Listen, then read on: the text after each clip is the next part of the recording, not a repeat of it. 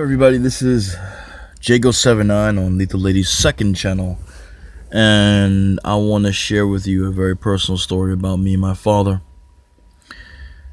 I contemplated whether I should, even do a video like this, but I think it's okay for me to do it because I've talked about it with other people that are not even in my family.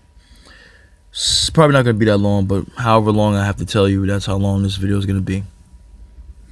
So I'm going to start by saying that my mindset that I have now for the past 3 years was not the mindset that I had when I first came on YouTube in 2005. I had the mentality that most black people have, where they are very accepting of the situation they live in because they've been raised a certain way to love everyone and forgive. So I had that same, particular mentality in me. And even if I did see instances of interracial dating on television or something like that, to me it was just like another day of television. It didn't really bother me. But I did know that it was strange because I had been raised by nobody but black people, and I've never seen anybody in an interracial relationship in my family, because everybody in my family was married to black people, and the majority of the people that were in my neighborhood were either black or Hispanic, not many white people. So even though I did see shows like that, and I did see soap operas like that when I was a kid in the 80s and 90s, where there'd be a couple of white women with black men and a couple of black women with white men, but few and far between, not like it is now. If I saw them in relationships, I wouldn't think much of it because it was just like I'm watching television. I'm just watching what I'm seeing. But my mindset is way different now because of the society that we live in, and how much more racism I am seeing every single day. Even though these people want to deny it and they want to tell me that I'm hallucinating, I know that for a fact I'm not. But as I've been thinking about, because I'm approaching 40 years old now, I don't even look 40, I don't even sound 40 as far as I'm concerned. A lot of people don't even believe me when I tell them I'm 40 because, not to get off topic really fast, but I always ask people, how old do you think I am? They never think that I'm the age I am. When I tell them the age that I am, they never believe me. When I was 25, people thought I was 18. When I was 30, people thought that I was early 20s. So I guess my family is probably there's a few people out here that are blessed, and I'm gonna say my family's blessed with looking young, because there's many people in my family that look young, and I guess that's like a blessing that I have to thank God for. It's just we have good DNA. So as I'm thinking of my past, my father came into my head too, and I don't want to say I hate my father. One time I did, but I forgive him and I move on with my life. But I want to share this because, see, the thing with me is they talk about single black moms. My mom did the best she could with me, and she bust her ass to take care of me, and I appreciate her for that.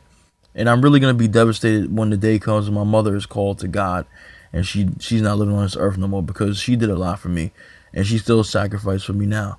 And every Sunday when I'm not working, well, I don't work Sunday at all, but every Sunday, which is my day off, I will go and visit my mother and spend time with her. We'll sit there and watch movies. We'll talk.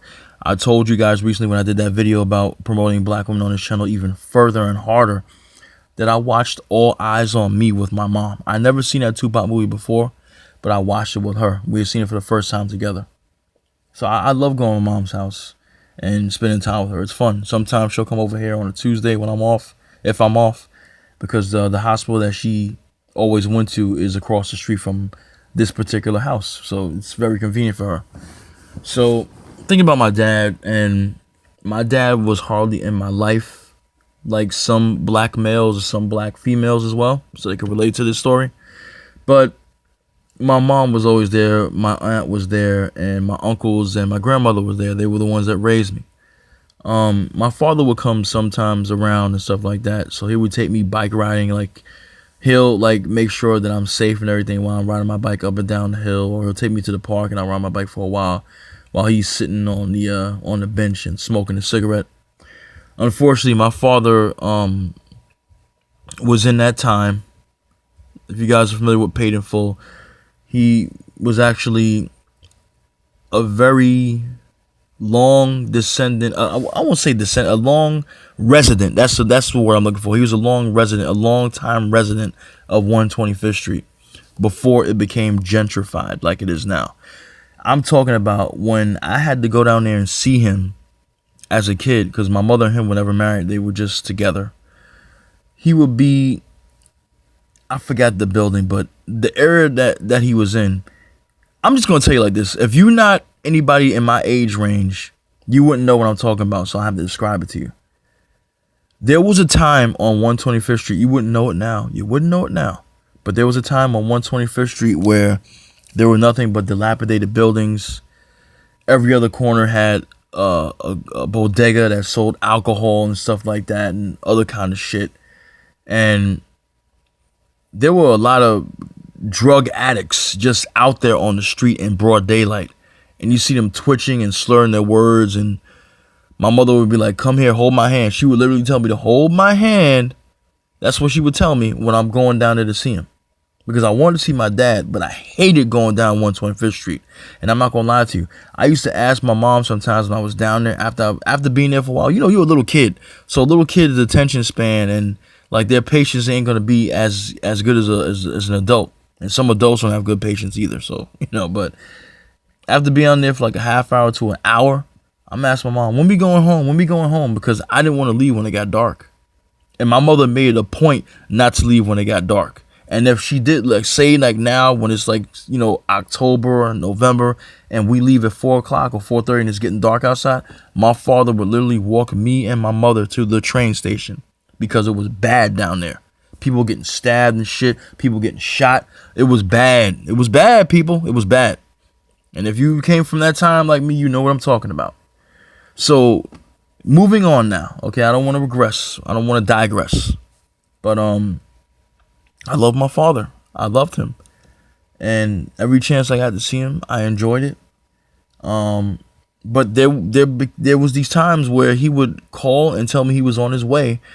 And like a little kid, I'm believing you because you're my father. I'm looking out the window because it's already been an hour, 2 hours. He's not here. Where is he? Where is he, Mom? Where is he? So my mother knows the deal. He's probably not coming. My father would get high, okay? And he would pass out.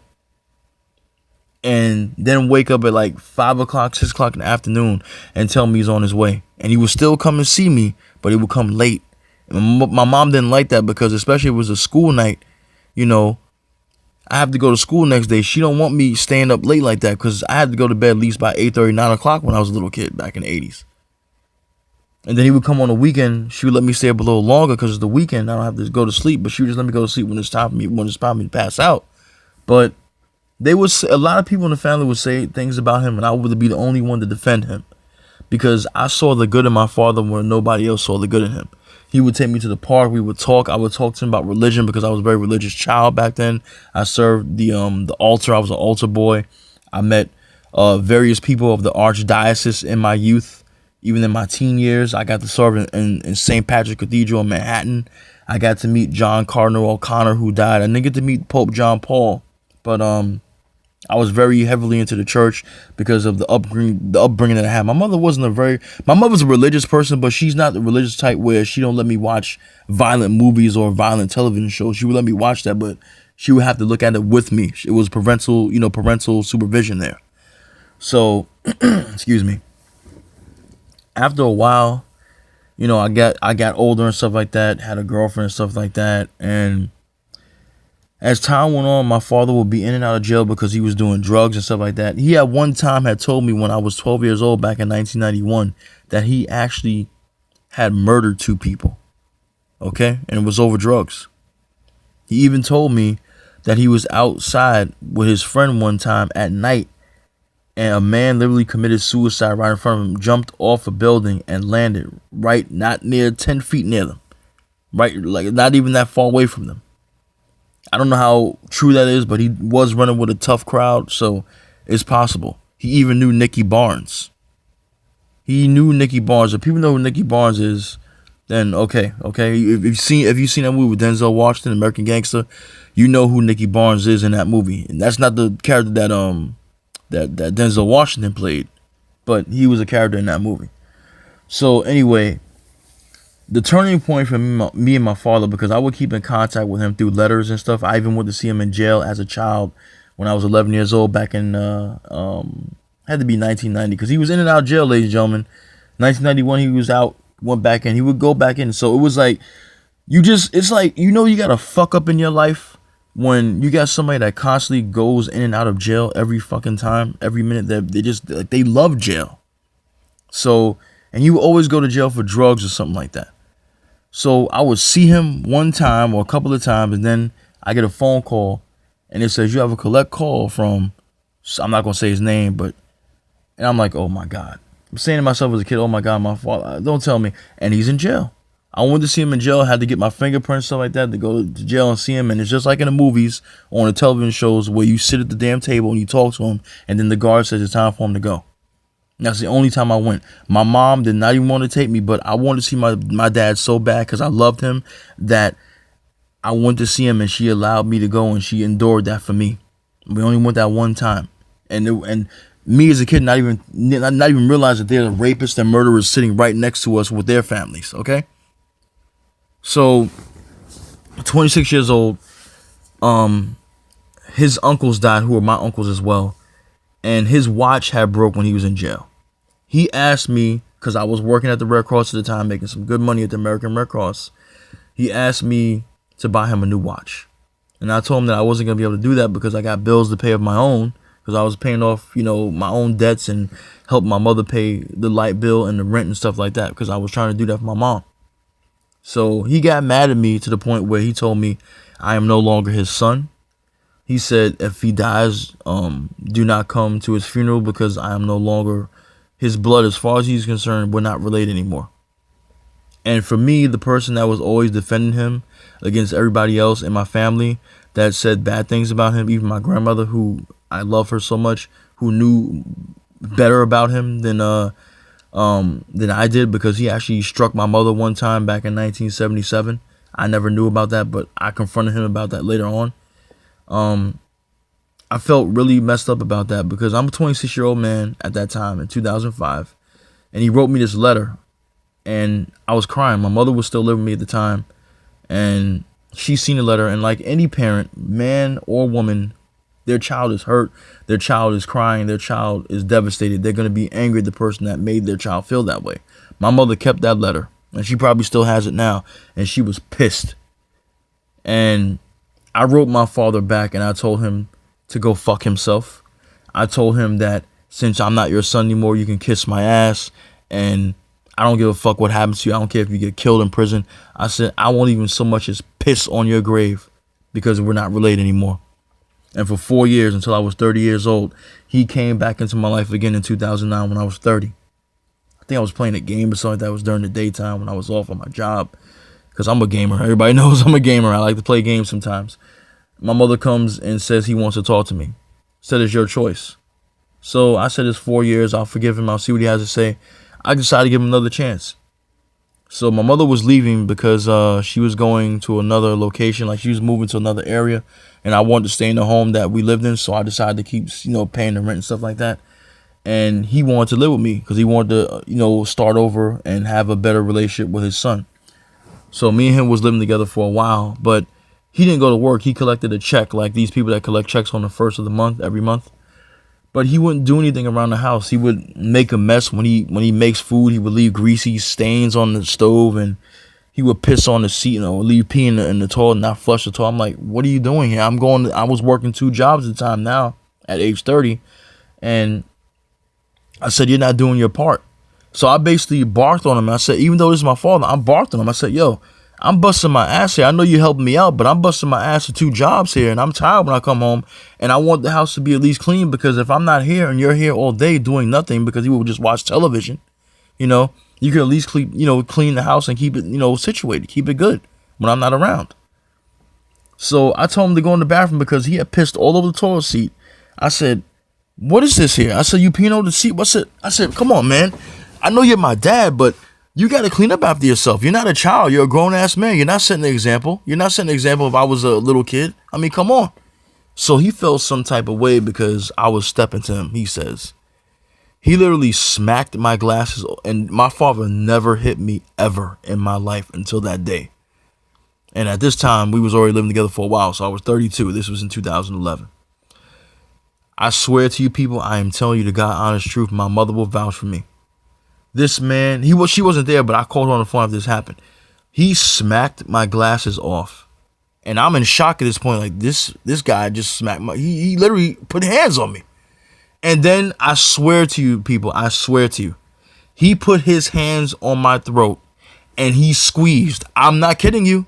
I told my wife this, and I'm not lying. I swear my grandmother's grave, I will take it to my grave. I'm not lying. God strike me down if I am. He put his hands on my neck, on my throat, and he squeezed. And at this time, you know, it had to be like 10 seconds. I'm in shock, but I had to react. I punched him dead in his fucking jaw and knocked him back. I said, what the fuck is wrong with you? Are you out of your goddamn mind? You gonna try to kill me because I'm telling you what you gotta do in this house? Are you kidding me? I fucking picked up my glasses and walked the fuck off. Went in my room. Didn't close the door. Just went in my room. And he's standing by the door saying, you know, you better watch your mouth. Don't I said, I'll motherfucking kill you if you ever put your hands on me again. You put your hands on me, your son? Are you fucking crazy? And y'all, I'm gonna tell you people, before I end this video, I told my mom about that shit that night. And I told him, I said, if you come near me again, I'm gonna fuck you up, old man. I told him that. Me and him stayed in this house for another couple of months, didn't say a fucking thing to each other. He stayed out my way, I stayed out his way. My mother said he should have went to jail. I should have called the police and put his ass in jail. But I didn't do it. I didn't do it. Eventually what happened is he wanted to get back with my mom. So he started to talk to me again, but it didn't work out. And he got mad at both of us and he wound up fucking leaving. And ever since then, I have never heard from him. He don't talk to me. I don't talk to him. And I'm fine with that. I know some people say the same thing about parents that do the same thing to them. Some people saying you shouldn't be that way with your parents. There are people that were saying that I shouldn't feel that way because he's my father. At the end of the day, I don't give a fuck. The man tried to kill me. The man called my mother a bitch. He called my mother a whore because she didn't want him back, because she moved on to somebody else now, to better people than him. So this is the reason why I say it's so good when I see black men that actually do for their families and do for their children, because I came from a father who legit did love me, but he became an asshole later on, and he showed his true colors as a piece of shit. So this is why I praise black men that stay in their child's life, because I'm a product of a single mother. And the single mother that I had did everything in her power to make sure that I was educated, to make sure I became a good man. She raised me to, you know, respect women, to respect my elders, to respect people in life. And even though she instilled me with some of these values that I've taken off my list, like forgiving white people for what they fucking do, no, I don't do that no more. But she is my mother and I love her and I'll do anything for her. My father, I don't give a shit about him. I heard that he asked about me from time to time, but I don't want to have any more communication with him at all because he's no good.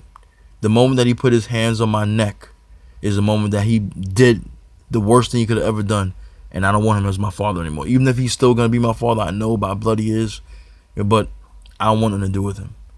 So that's my story with my father, ladies and gentlemen. I wanted to share with you, and you know, that's the size of it there. That's why I love when I see black men doing the right thing, and that's why I'm hard on some black men. I don't look at them as my father, but we need to be men to our children. We need to be there for them. And the ones that are, I praise them for that.